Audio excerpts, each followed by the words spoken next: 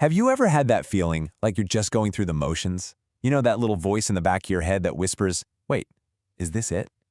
Well, it turns out most of us are living our lives based on these invisible scripts, these unwritten rules we picked up about who we're supposed to be and what we're supposed to want.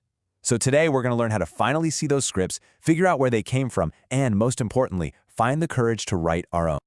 All right, here's how we're going to break this down. First, we'll talk about that feeling of being on autopilot. Then, we're going to do a little detective work and see where these scripts actually come from. From there, we'll get into what it takes to actually wake up. And finally, the best part, we'll get a whole new toolkit for rewriting the rules of your own life. Okay, so let's start with a feeling I think we all know. That sense that you're not really in the driver's seat of your own life. It's that weird, heavy feeling you can get even when, on paper, everything's totally fine. Man, this quote just cuts right to it, doesn't it? We get so caught up in the daily grind, wake up, work, sleep, repeat, that we completely forget we actually have a choice in the matter. We forget that this life we're living isn't the only one possible. I love this metaphor. The life you were told you should want can start to feel, well, just plain uncomfortable. But here's the thing, that feeling doesn't mean you're broken. It's a sign that you've outgrown the clothes. It means you're ready for something that actually fits the person you are today.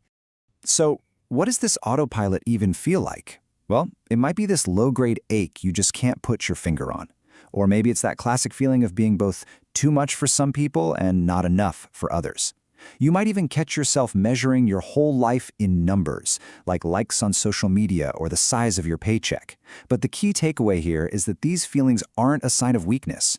No, they're a sign of awareness. They're the first crack that lets the light in. So where does this autopilot even come from? Well, these patterns are anything but random. They are scripts, literally handed down to us, sometimes before we even knew how to talk. To really get it, we've got to go all the way back to the beginning. Think about it. When we're babies, the world is pure magic. There are no labels, no rules yet. A simple chair can be a spaceship, a puddle in the driveway can be a whole other dimension. Our imagination is our reality. But that magical world is super fragile and incredibly sensitive to everything around us. And here's a really crucial point. Sometimes the deepest wounds aren't from what happened to us, but from what didn't happen. Emotional neglect is that quiet emptiness. It's the thousands of tiny moments where you learn that your needs weren't an inconvenience, that love had to be earned, and that just being you wasn't quite enough. Let's take the story of Noah. It's a perfect, heartbreaking example. His dad wasn't mean or abusive. He was just absent. He just didn't see his son. And so, little Noah learned that the safest thing to do was to disappear, to hide the parts of himself that nobody seemed to notice anyway. By the time he was 9, he was an expert at being invisible. And that silence, that invisibility, is often way louder than any shouting. Of course, our environment writes powerful scripts too. Take poverty, for instance. It's not just about not having enough money. It's a constant tax on your mental energy, your cognitive bandwidth. When your brain is always worried about how you're going to pay rent or where the next meal is coming from, there's just no room left to dream or plan for the future. The script it writes is all about survival, not thriving. So it's not about people making bad choices. It's about being completely, utterly exhausted. So you see, we're all carrying this invisible inheritance. It might be a scarcity mindset from growing up without enough. It might be the deep-seated belief that you have to perform to be loved.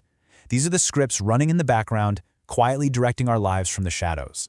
So, seeing these scripts, that's the huge first step. But the next one, that's finding the courage to actually wake up. And let's be real, it's not comfortable. Not at all.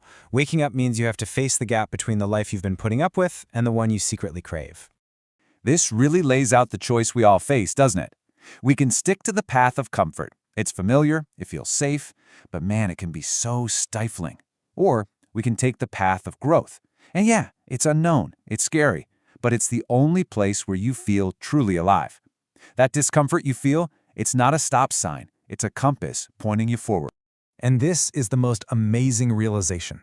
For years, we can feel so trapped by our past, by our habits, by our story. But the second we start to question it all, we see it. The door was never locked. The power to just walk right through has been there the entire time.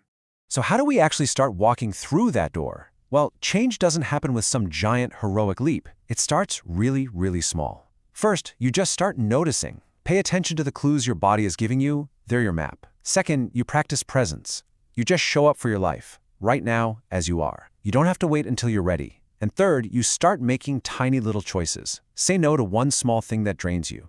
That little no is a massive yes to yourself. Okay, now we get to the really fun part. Once you've decided to grab the wheel, you're going to need a new map, a new philosophy for the road ahead. This is all about consciously, actively creating the rules you actually want to live by. For this, we're going to turn to the philosopher Friedrich Nietzsche. He gave us this incredible, powerful challenge: become who you are. And listen, this is not some passive, feel-good self-discovery journey. He means it's a war. It's about waging war on all the inherited beliefs and masks you've been wearing so you can finally find the real you underneath all that noise. This next idea is a total game changer. It's called amor fati, which is Latin for love your fate. This is a true warrior's mindset. It means you don't just tolerate your past, you don't just accept it, you love it. You say a full-throated yes to every single piece of your story. The good, the bad, the ugly. Because all of it, every last bit, forged you into who you are right now. The moment you stop fighting your own life story, you become unstoppable. Now, when Nietzsche says live dangerously, he's not talking about jumping out of airplanes. He meant something much more profound: living with emotional and creative courage. The courage to speak your truth, even when your voice shakes. The courage to follow your own path, even if no one else understands it. The courage to risk it all to be real. That, he says, is where life's greatest joy is found. And really, it all comes down to this: your life is your greatest creation. It's your masterpiece. The goal is to stop living by someone else's rules and to create your own set of values. To become an artist, not of paint or clay, but of your own existence.